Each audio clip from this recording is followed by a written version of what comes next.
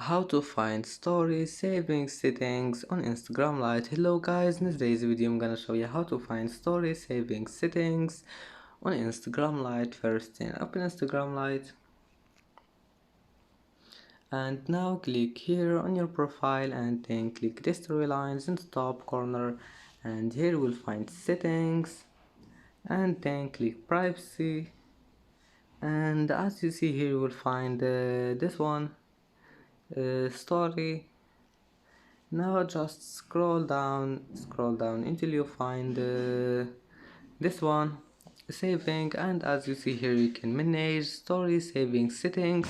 You can turn on, turn off or on, and that's it for today's video. Don't forget like and don't forget subscribe, and thank you for watching this video until the end, and see you in the next video.